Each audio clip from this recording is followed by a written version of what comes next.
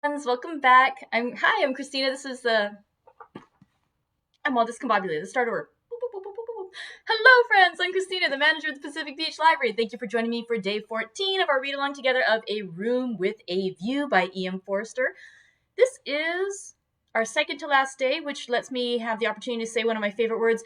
It's the penultimate day of our read along together of A Room with a View. So let's go ahead and start with some tea. Then we'll talk about yesterday's readings. While we talk about the tea, which is a pretty simple tea today, it's just a green tea with some cranberry flavor, natural flavors, I'm sure, as they like to say usually on the tea descriptions. Let's see. Oh, I want to mention we still have the poll open to decide what we're going to read immediately after A Christmas Carol for the last week and a half, 2 weeks of December. And so right now in the poll, what's leading is just reading other Dickens short stories, probably with the Christmas theme. Although we'll see, maybe for that last week, maybe I'll pick a Dickens story that isn't Christmas themed, just since we're post Christmas. We'll see. I'll read a couple short stories and see what I like. But if you are interested in reading a different short novel, there is still an opportunity to go ahead and nominate that novel or vote on one of the ones that's already there. I think right now the only other option I listed was Dr. Jekyll and Mr. Hyde. But if there's a different short novel that you would like to read to conclude 2020, go ahead and nominate that there, and we'll see if it gets any votes. Alrighty, let's try this tea.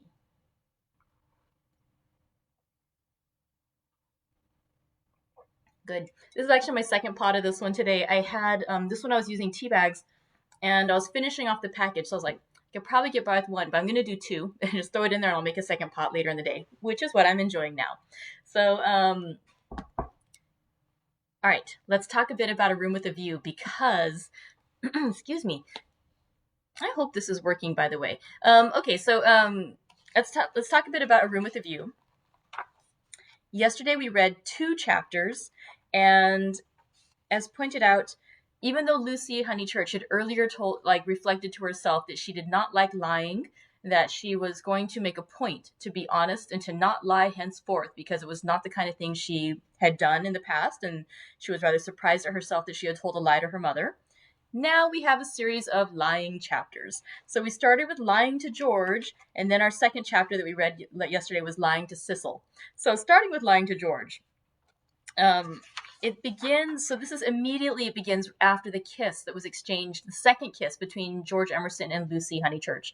And in this one, it starts out with Lucy talking to her cousin Charlotte Bartlett and basically saying, Charlotte, you and I were the only ones besides George Emerson who knew about the kiss that had happened in Florence, Italy.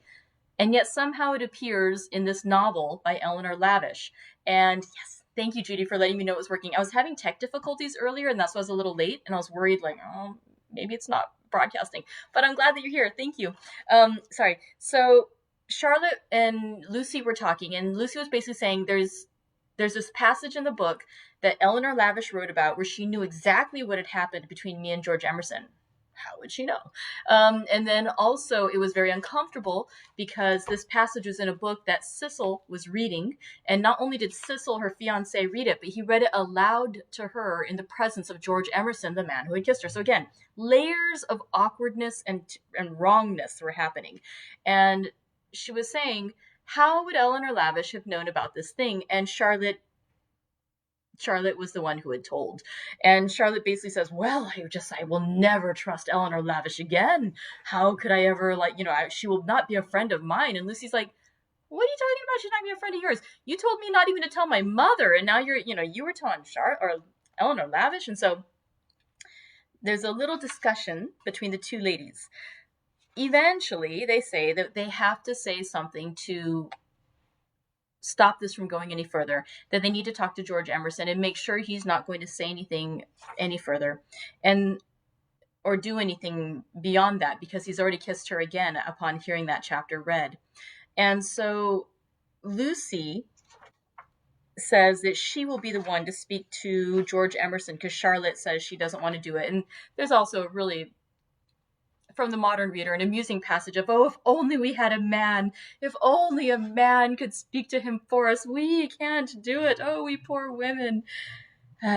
So they do eventually decide that there is no man who can step in for them, therefore they must do it. And so they call in George Emerson. And Lucy basically tells George Emerson, I don't want to see you again. You need to leave and do not come back to this house as long as I'm in it. And he says, no. He says that he can't do it, that, let's see. He says he can't do it because he cannot believe that she would actually marry Cecil Vyse. And he talks to her about Cecil is the kind of man that doesn't know anyone. He cannot know anyone closely and intimately, particularly a woman. And he talks about how Cecil is the kind of person who appreciates things and will look at her as a thing and will try to control her and mold her into the thing that he wants her to be and the thing that he feels that she should be. And in fact, that he even sees her, that George Emerson has observed Cecil changing Lucy's thoughts and, like, you know, into her inclinations, like how, you know, when they came upon them at the sacred lake, Cecil was trying to tell her what to think and protecting and teaching you and your mother to be shocked when it was for you to settle whether you were shocked or no. And so there's that whole idea of George recognizing that Lucy is a person with fully as much right to have her own thoughts and feelings as he does. And the fact that she is a woman and he is a man doesn't change their personhood and their ability and their right to have their own thoughts and feelings. So again, it's a very progressive argument that George Emerson is making for why Lucy Honeychurch deserves better than Cecil Vyse. And there is also, I really was struck in the passage too, where George says Cecil wants Lucy just to listen to him and not to make up her own mind. And she says, you say that Mr. Vyse wants me to listen to him, Mr. Emerson. Pardon me for suggesting that you have caught the habit. And he thinks about it. He says, you're right. I am the same kind of brute at bottom. That even though he fights against it, he too has a desire to govern a woman, to be the leader. But then he says, but I do love you, surely in a better way than he does. Oh, and I love this line. He says, I want you to have your own thoughts, even when I hold you in my arms. Oh, that's so beautiful. Okay, sorry. And he says again too how even though he was disappointed when he learned that she was engaged to marry somebody, that he could accept that until he met Cecil and saw the type of man Cecil was and the type of relationship which the two of them would have. And it broke his heart. He says too that he mentioned how, you know, that whole going back to when they were together in Italy and there was the gentleman who was killed by the fountain. And he said afterwards, she says the comment that, oh, it's strange how things like this happen. And then you go back to your own life. And he says, no, I will live. I'm, you know, like he's going to live fully and embrace his life. And that, again, when he saw her at the sacred lake, when she was coming through the wood, and he saw her when all the world was in glorious water and sun, he saw her and nothing else mattered. I wanted to live and have my chance of joy. So there's George Emerson, like feeling like this is like the blooming of his life and possibility. And he tells Lucy again that he loves her. And he says to Charlotte, you wouldn't try to stop us this time. You wouldn't try to break us up if only you understood. But instead, Lucy doesn't respond and she lets him leave. And afterwards, she and Charlotte, you know, confer that yes, he was an awful man. He had done wrong. And then she goes out and she tells the rest that, you know, George Emerson has gone. And so Freddie says, oh, well, we don't have enough to play tennis again, to still have 4 to play tennis. Cecil, won't you come play with us? And Cecil, not realizing what has just happened, the emotional turmoil that Lucy's just been through, the things that she has heard George Emerson say about her fiancé and that she has defended him against. But he reinforces these things again that George Emerson had, you know, planted in her mind. And he says, dear Freddie, I am no athlete. As you well remarked this morning, there are some chaps who are no good for anything but books. I plead guilty to being such a chap. and will not inflict myself on you. So he rather pompously declines to play the tennis with them.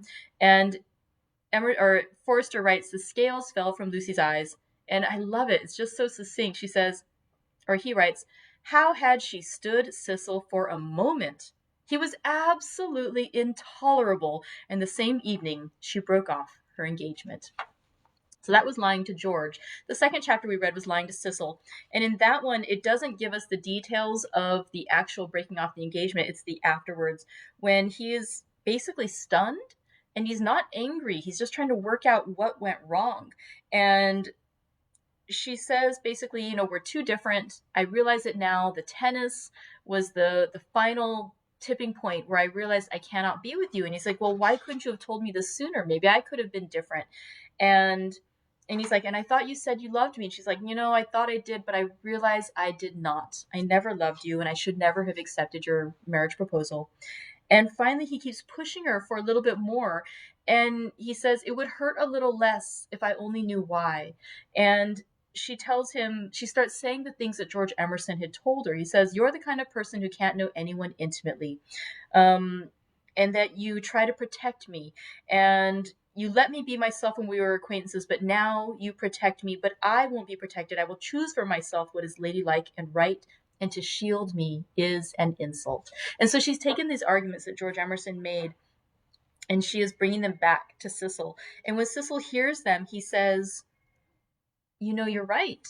I didn't see it myself, and I'm sorry, and you're right. And he's like, I realize now that you are so much better than I am, and I didn't deserve you. There's also a lovely passage, page before, going back, where he mentions, because before we had that whole thing of Cecil seeing Lucy as a Leonardo, a thing of distance and mystery and beauty. And he, at this moment when she's passionately telling him how she didn't ever love him, that she doesn't want to be controlled by him, he looks at her instead of through her, for the first time since they were engaged. And from a Leonardo, she had become a living woman, with mysteries and forces of her own, with qualities that even eluded art. Oh, such beautiful description. It was just such I love the writing in this book. It's absolutely beautiful. Okay, so she tries to convince Cecil that, they aren't meant to be together. And Cecil sadly agrees. And he says, you're so different today. It's almost like you're speaking with another voice. And Lucy, who is, again, to an extent, parroting what George Emerson had said to her about Cecil, is very upset by this. And she says, are you trying to imply that there's another man? Are you trying to say that I'm interested in another man, and that's why I don't want to be with you? And he says, no, I would never say such a thing. I would never suspect such a thing. He should suspect such a thing, but he doesn't. And she absolutely forswears it, saying it could not be, and it is not the case, and it's just they don't belong together. And Cecil apologizes again and bids her good night, and she watches him go up the stairs. The final conclusion to the chapter, just this extra little twist on it, was saying how, she had told herself that maybe she just could never marry, and that she didn't deserve it. She couldn't be with Cecil, and she certainly couldn't be with George. She must forget that George had ever loved her. And she tries not to think or even to feel. And she is trying to join the armies of the pleasant and the pious folk who've yielded to the only enemy that matters, the enemy within. So again, they have sinned against passion and truth. They've given up what they believe in and what they want and what they feel in order to do what they think they should do, and to subscribe and censure themselves.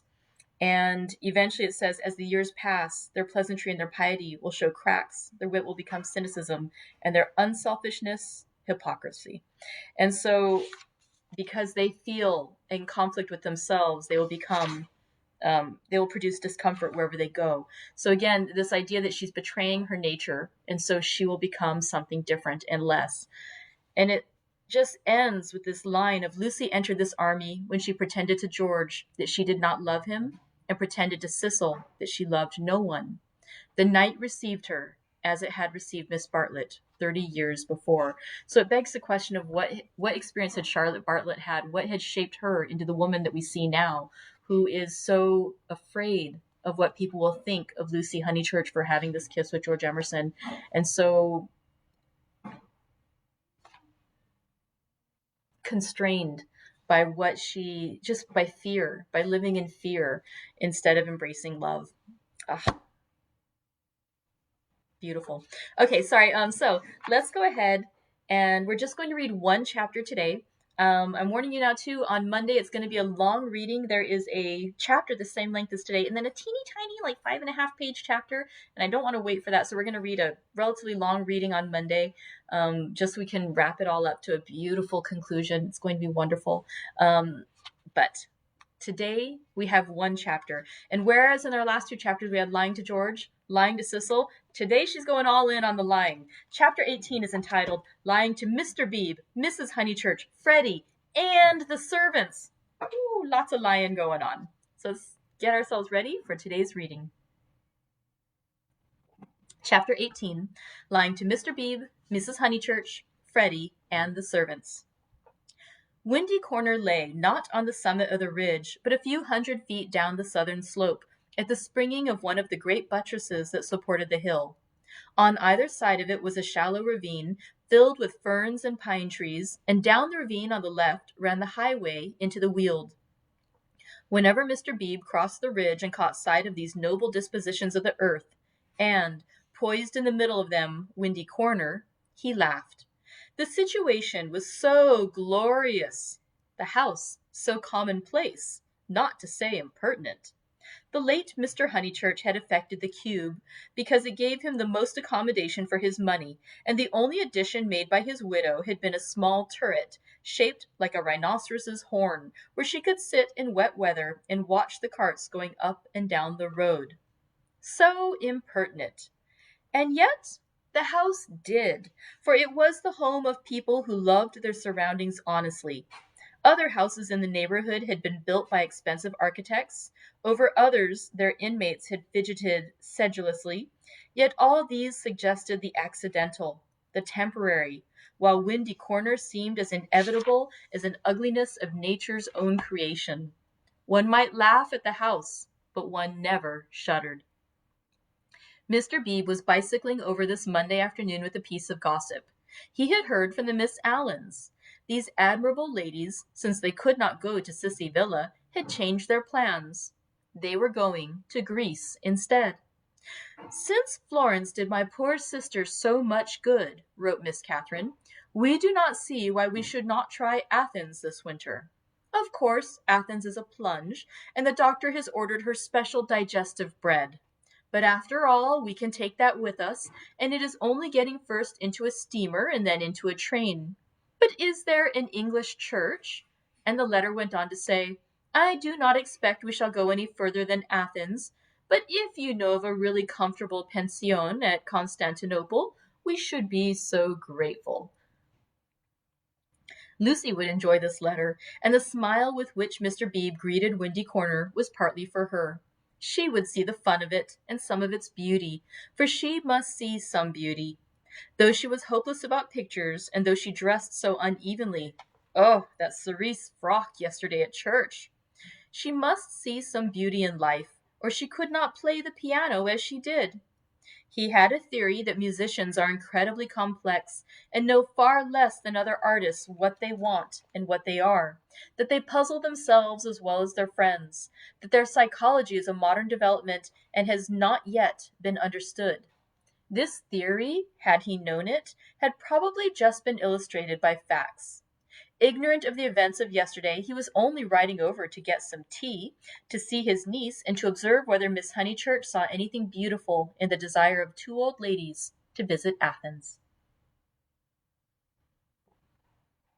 A carriage was drawn up outside Windy Corner, and just as he caught sight of the house it started, bowled up the drive, and stopped abruptly when it reached the main road. Therefore it must be the horse, who always expected people to walk up the hill in case they tired him. The door opened obediently, and two men emerged, whom Mr. Beebe recognized as Cecil and Freddie. They were an odd company to go driving, but he saw a trunk beside the coachman's legs. Cecil, who wore a bowler, must be going away, while Freddie, a cap, was seeing him to the station. They walked rapidly, taking the short cuts, and reached the summit while the carriage was still pursuing the windings of the road. They shook hands with the clergyman, but did not speak. "So you're off for a minute, Mr. Vyse?" he asked. Cecil said, "Yes," while Freddie edged away. "I was coming to show you this delightful letter from those friends of Miss Honeychurch's." He quoted from it. "Isn't it wonderful? Isn't it romance? Most certainly they will go to Constantinople. They are taken in a snare that cannot fail. They will end by going round the world." Cecil listened civilly and said he was sure that Lucy would be amused and interested. "Isn't romance capricious? I never notice it in you young people. You do nothing but play lawn tennis and say that romance is dead, while the Miss Allens are struggling with all the weapons of propriety against the terrible thing. A really comfortable pension at Constantinople.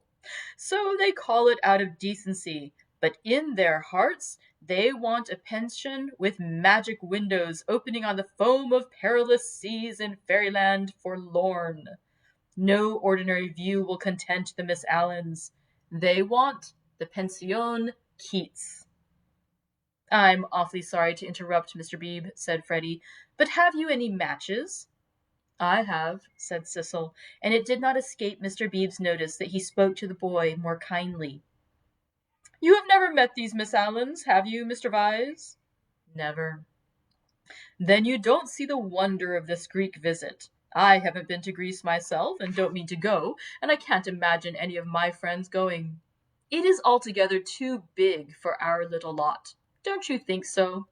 Italy is just about as much as we can manage. Italy is heroic, but Greece is godlike or devilish, I am not sure which, and in either case absolutely out of our suburban focus. All right, Freddie, I am not being clever, upon my word I am not. I took the idea from another fellow, and give me those matches when you've done with them." He lit a cigarette and went on talking to the two young men. "I was saying, if our poor little Cockney lives must have a background, let it be Italian. Big enough, in all conscience. The ceiling of the Sistine Chapel for me. There the contrast is just as much that I can realize. But not the Parthenon, not the frieze of Phidias at any price. And here comes the Victoria." "You're quite right," said Cecil. "Greece is not for our little lot." And he got in. Freddie followed, nodding to the clergyman, whom he trusted not to be pulling one's leg, really. And before they had gone a dozen yards, he jumped out and came running back for Vyse's matchbox, which had not been returned. As he took it, he said, "I'm so glad you only talked about books. Cecil's hard hit. Lucy won't marry him. If you'd gone on about her as you did about them, he might have broken down." "But when?" "Late last night. I must go." "Perhaps they won't want me down there." "No. Go on. Goodbye." "Thank goodness!" exclaimed Mr. Beebe to himself, and struck the saddle of his bicycle approvingly. "It was the one foolish thing she ever did. Oh, what a glorious riddance!" And after a little thought, he negotiated the slope into Windy Corner, light of heart. The house was again as it ought to be, cut off forever from Cecil's pretentious world. He would find Miss Minnie down in the garden. In the drawing-room, Lucy was tinkling at a Mozart sonata. He hesitated a moment, but went down the garden as requested. There he found a mournful company. It was a blustering day, and the wind had taken and broken the dahlias. Mrs. Honeychurch, who looked cross, was tying them up, while Miss Bartlett, unsuitably dressed, impeded her with offers of assistance. At a little distance stood Minnie and the garden child, a minute importation, each holding either end of a long piece of bass. "Oh, how do you do, Mr. Beebe? Gracious, what a mess everything is! Look at my scarlet pom-poms, and the wind blowing your skirts about, and the ground so hard that not a prop will stick in, and then the carnage having to go out, when I had counted on having Powell, who, give everyone their due, does tie up dahlias properly." Evidently, Mrs. Honeychurch was shattered. "How do you do?" said Miss Bartlett, with a meaning glance, as though conveying that more than dahlias had been broken off. by the autumn gales. "Here, Lenny, the bass!" cried Mrs. Honeychurch. The garden child, who did not know what bass was, stood rooted to the path with horror. Minnie slipped to her uncle and whispered that everyone was very disagreeable today, and that it was not her fault if dahlia strings would tear long ways instead of across. "Come for a walk with me," he told her. "You have worried them as much as they can stand. Mrs. Honeychurch, I only called in aimlessly. I shall take her up to tea at the Beehive Tavern, if I may." "Oh, must you?" "Yes, do. Not the scissors, thank you, Charlotte, when both my hands are full already. I am perfectly certain that the orange cactus will go before I can get to it." Mr. Beebe, who was an adept at relieving situations, invited Miss Bartlett to accompany them to this mild festivity. "Yes, Charlotte, I don't want you. Do go. There's nothing to stop about for, either in the house or out of it." Miss Bartlett said that her duty lay in the dahlia bed, but when she had exasperated everyone except Minnie by a refusal, she turned round and exasperated Minnie by an acceptance.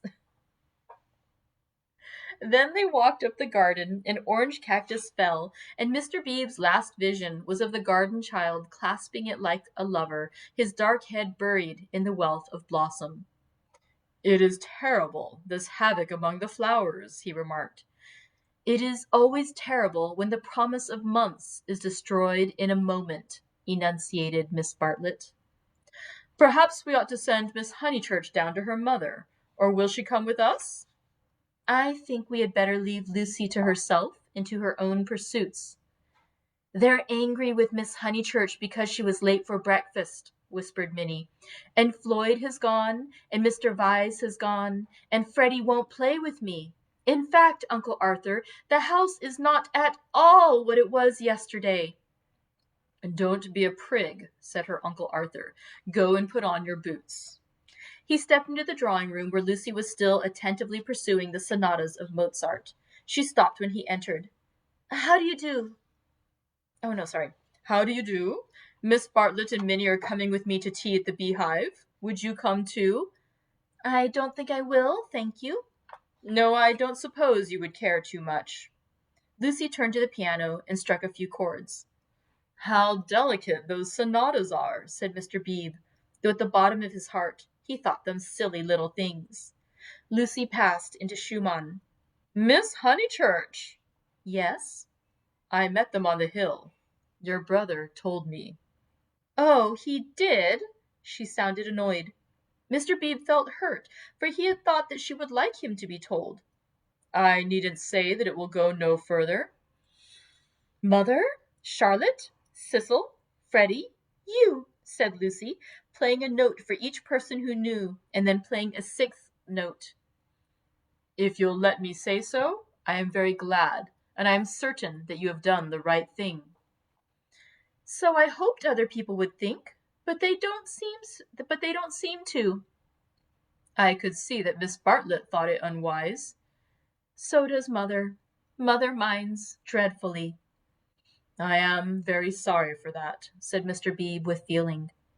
Mrs. Honeychurch, who hated all changes, did mind, but not nearly as much as her daughter pretended, and only for the minute. It was really a ruse of Lucy's to justify her despondency, a ruse of which she was not herself conscious, for she was marching in the armies of darkness. "And Freddie minds." "Still, Freddie never hit it off with Vyse much, did he? I gathered that he disliked the engagement, and felt it might separate him from you." "Boys are so odd." Minnie could be heard arguing with Miss Bartlett through the floor. Tea at the Beehive apparently involved a complete change of apparel. Mr. Beebe saw that Lucy, very properly, did not wish to discuss her action, so after a sincere expression of sympathy, he said, "I have had an absurd letter from Miss Allen. That was really what brought me over. I thought it might amuse you all." "How delightful," said Lucy in a dull voice. For the sake of something to do, he began to read her the letter. After a few words, her eyes grew alert, and soon she interrupted him with, "Going abroad? When do they start?" "Next week, I gather." "Did Freddie say whether he was driving straight back?" "No, he didn't." "Because I do hope he won't go gossiping." So she did want to talk about her broken engagement. Always complacent, he put the letter away. But she at once exclaimed in a high voice, "Oh, do tell me more about the Miss Allens. How perfectly splendid of them to go abroad!" "I want them to start from Venice and go in a cargo steamer down the Illyrian coast." She laughed heartily. "Oh, delightful! I wish they'd take me." "Has Italy filled you with the fever of travel? Perhaps George Emerson is right. He says that Italy is only a euphemism for fate." "Oh, not Italy, but Constantinople. I have always longed to go to Constantinople. Constantinople is practically Asia, isn't it?" Mr. Beebe reminded her that Constantinople was still unlikely, and that the Miss Allens only aimed at Athens, with Delphi perhaps if the roads are safe. But this made no difference to her enthusiasm. She had always longed to go to Greece even more, it seemed. He saw to his surprise that she was apparently serious. "I didn't realize that you and the Miss Allens were still such friends after Sissy Villa." "Oh, that's nothing. I assure you Sissy Villa's nothing to me. I would give anything to go with them." "Would your mother spare you again so soon? You have scarcely been home 3 months." "She must spare me," cried Lucy in growing excitement. "I simply must go away. I have to." She ran her fingers hysterically through her hair. "Don't you see that I have to go away? I didn't realize at the time, and of course I want to see Constantinople so particularly." "You mean that since you have broken off your engagement you feel—" "Yes, yes. I knew you'd understand." Mr. Beebe did not quite understand. Why could not Miss Honeychurch repose in the bosom of her family? Cecil had evidently taken up the dignified line and was not going to annoy her. Then it struck him that her family itself might be annoying. He hinted this to her, and she accepted the hint eagerly. "Yes, of course. To go to Constantinople until they are used to the idea and everything has calmed down." "I am afraid it has been a bothersome business," he said gently. "No, not at all. Cecil was very kind indeed. Only I had better tell you the whole truth, since you have heard a little. It was that he is so masterful. I found that he wouldn't let me go my own way. He would improve me in places where I can't be improved. Cecil won't let a woman decide for herself. In fact, he daren't." "What nonsense I do talk! But that is the kind of thing." "It is what I gathered from my own observation of Mr. Vyse. It is what I gather from all that I have known of you. I do sympathize and agree most profoundly. I agree so much that you must let me make one little criticism. Is it worth while rushing off to Greece?" "But I must go somewhere," she cried.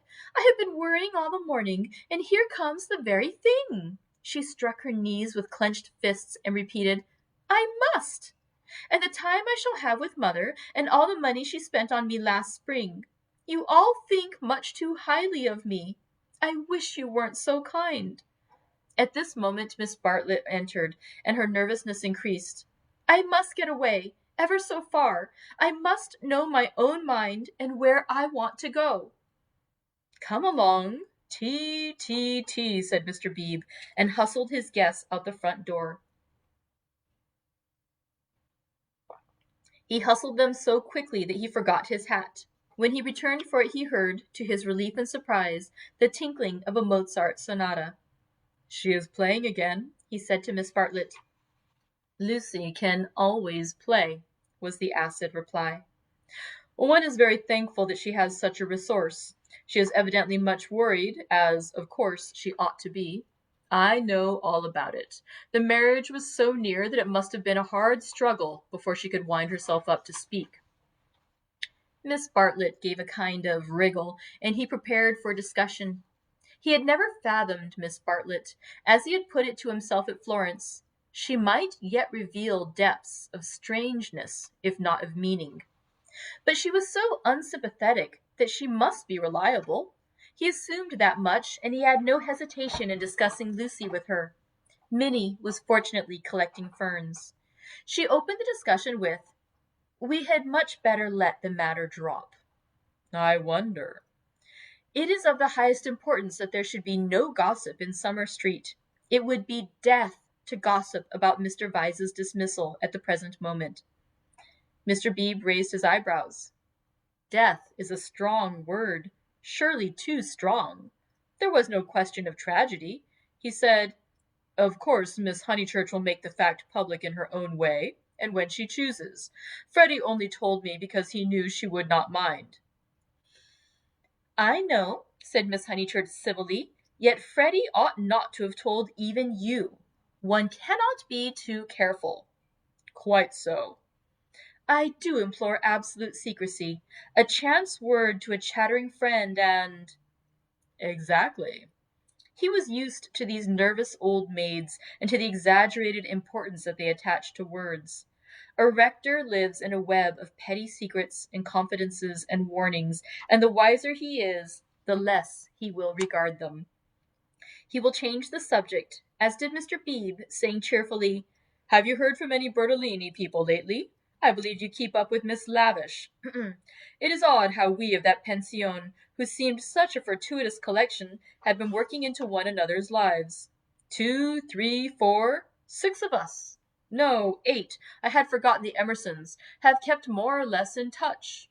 We must really give the Signorina a testimonial." And Miss Bartlett, not favoring the scheme, they walked up the hill in a silence which was only broken by the rector naming some fern. On the summit they paused. The sky had grown wilder since he stood there last hour, giving to the land a tragic greatness that is rare in Surrey.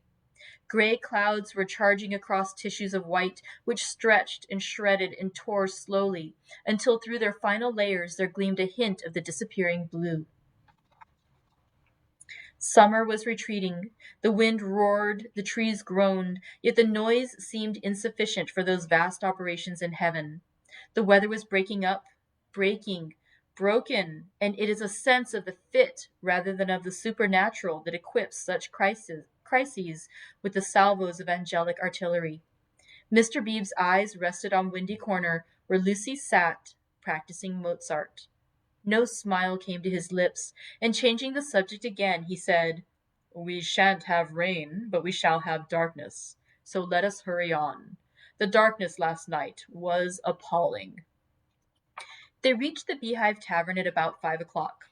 That amiable hostelry possesses a veranda in which the young and the unwise do dearly love to sit, while guests of more mature years seek a pleasant sanded room and have tea at a table comfortably.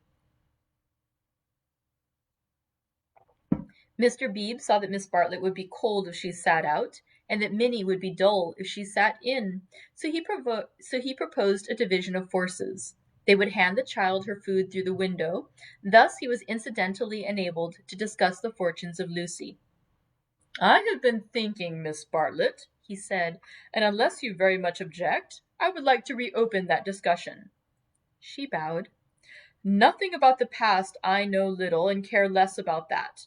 I am absolutely certain that it is to your cousin's credit. She has acted loftily and rightly, and it is like her gentle modesty to say that we think too highly of her. But the future. Seriously, what do you think of this Greece plan?" He pulled out the letter again. "I don't know whether you overheard, but she wants to join the Miss Allens in their mad career. It's I can't explain. It's wrong." Miss Bartlett read the letter in silence, laid it down, seemed to hesitate, and then read it again. "I can't see the point of it myself." "I can't see the point of it myself." To his astonishment, she replied, "There I cannot agree with you. In it I spy Lucy's salvation." "Really? Now why?" "She wanted to leave Windy Corner." "I know, but it seems so odd, so unlike her, I was going to say selfish."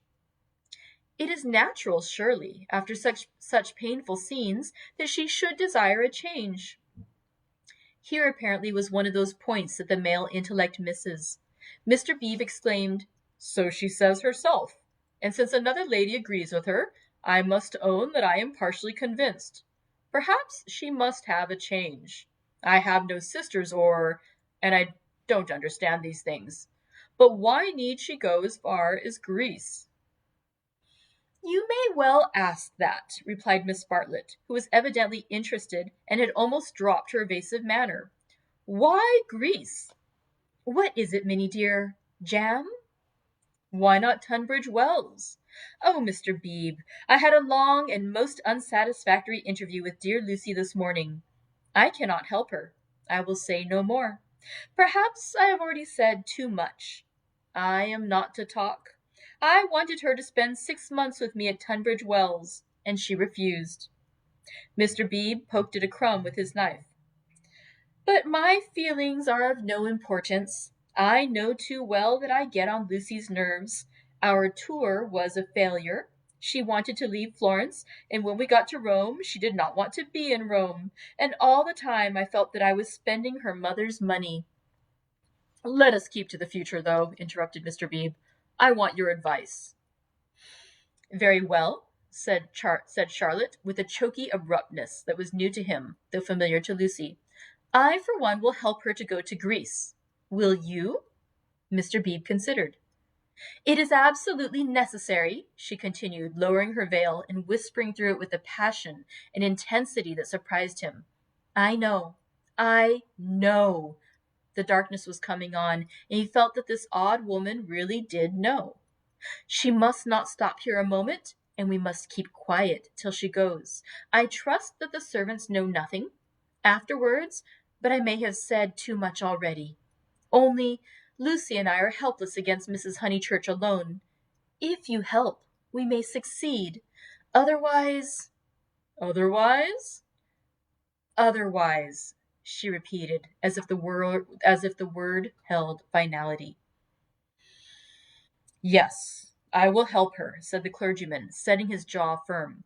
Come, let us go back now and settle the whole thing up. Miss Bartlett burst into florid gratitude.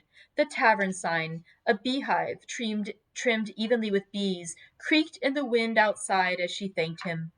Mr. Beebe did not quite understand the situation, but then he did not desire to understand it, nor to jump to the conclusion of another man that would have attracted a grosser mind. He only felt that Miss Bartlett knew of some vague influence from which the girl desired to be delivered, and which might well be clothed in the fleshly form. Its very vagueness spurred him into knight-errantry. His belief in celibacy, so reticent, so carefully concealed beneath his tolerance and culture, now came to the surface and expanded like some delicate flower. They that marry do well, but they that refrain do better. So ran his belief, and he had never heard that an engagement was broken off but with a slight feeling of pleasure. In the case of Lucy, the feeling was intensified through dislike of Cecil, and he was willing to go further, to place her out of danger until she could confirm her resolution of virginity. The feeling was very subtle and quite undogmatic, and he never imparted it to any other of the characters in this entanglement. Yet it existed, and it alone explains his actions subsequently, and his influence on the action of others. The compact that he made with Miss Bartlett in the tavern was to help not only Lucy, but religion also. They hurried home through a world of black and gray. He conversed on indifferent topics, the Emersons' need of a housekeeper, servants, Italian servants, novels about Italy, novels with a purpose. Could literature influence life? Windy Corner glimmered. In the garden, Mrs. Honeychurch, now helped by Freddie, still wrestled with the lives of her flowers.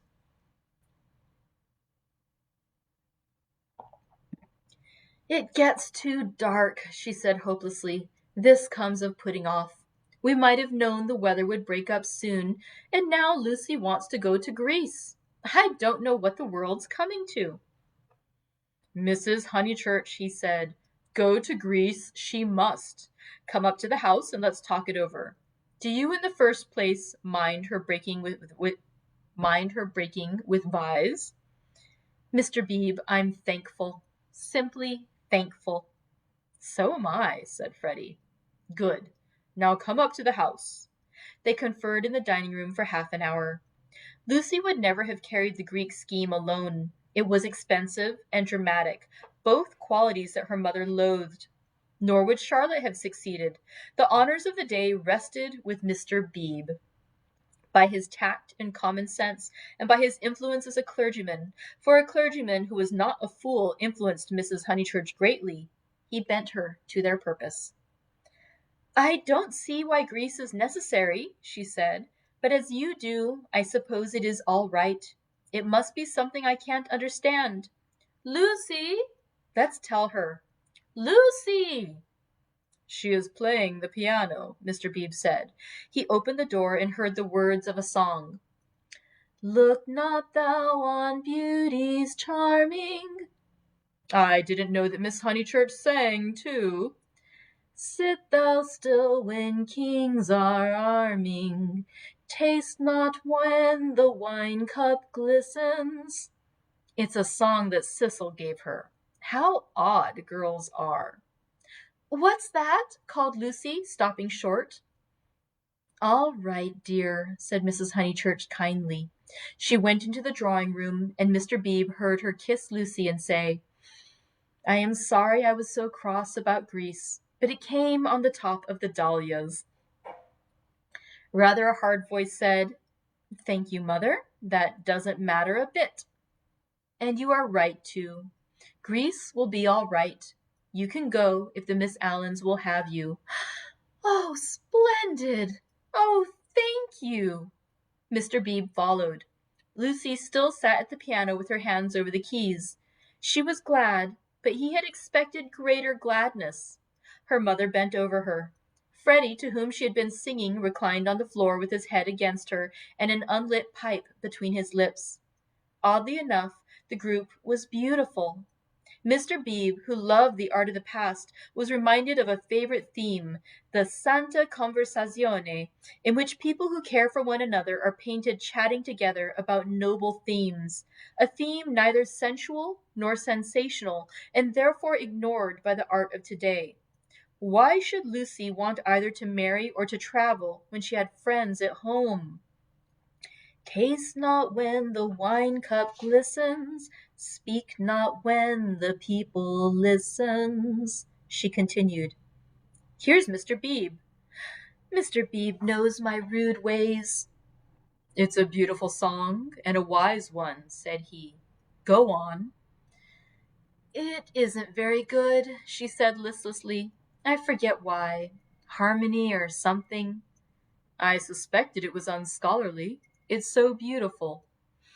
"The tune's right enough," said Freddie, "but the words are rotten. Why throw up the sponge?"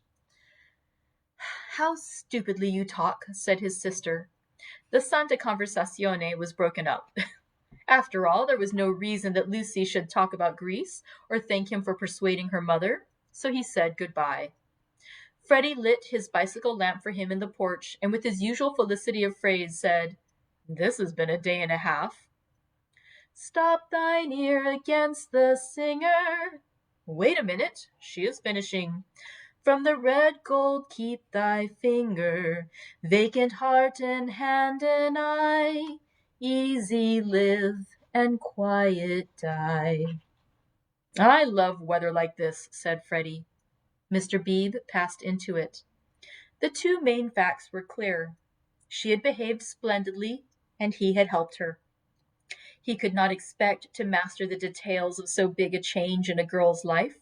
If here and there he was dissatisfied or puzzled, he must acquiesce. She was choosing the better part.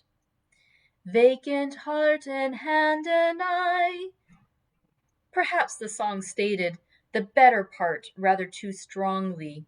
He half fancied that the soaring accompaniment, which he did not lose in the shout of the gale, really agreed with Freddie and was gently criticizing the words that it adorned.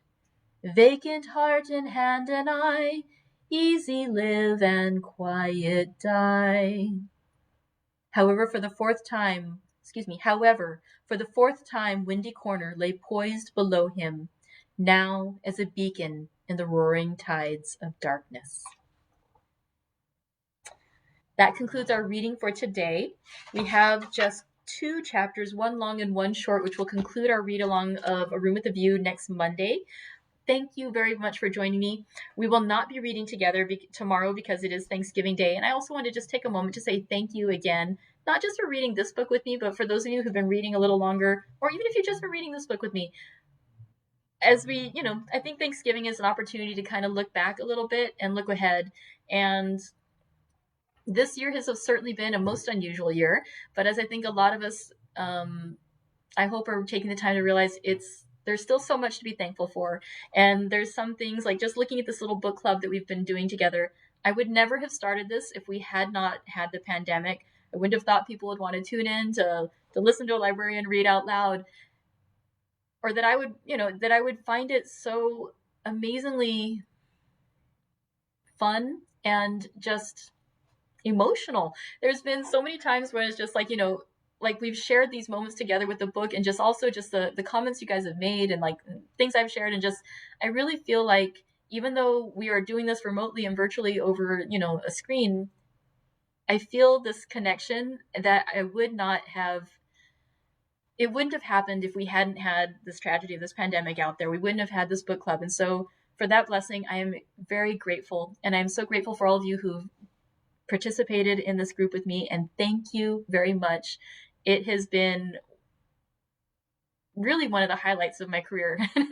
And I'm so grateful that I work in the library, that I'm able to do this thing with you. And if I was just, sitting me at home, just Christina at home, probably wouldn't have got so many of you folks to bother to tune in with me. And so for that, I'm really, really so thankful that we've had this chance to do this together. I look forward to reading more with you. But I just want to say thank you for joining me for all these readings, not just of the book, but I mean, the books are amazing. I love reading those with you, but just your comments, and it just really feels like we're sharing that time together. And that has meant so much to me. I'm getting all emotional now too, so I'm going to stop this little recording, but I just want to say thank you. I hope you enjoy your Thanksgiving tomorrow. I hope that you take the time to think about the things that you're grateful for, and the things that maybe wouldn't have happened if we hadn't had this weird situation occur, and just the things that we didn't expect that have been wonderful. And thank you for being my wonderful. All right, now I'm going to go. So I'll see you guys next time. I'll see you on Monday for more reading. We'll finish our book. And if you would like to join us on Tuesday for our tea party, as we celebrate the conclusion of Room with a View, that invitation is up in the Facebook group. And let me know if you would like to attend, so I can go ahead and send you the contact information for that. All right. Thank you very much, friends. Happy Thanksgiving and happy reading. And I hope you have a wonderful, wonderful holiday weekend.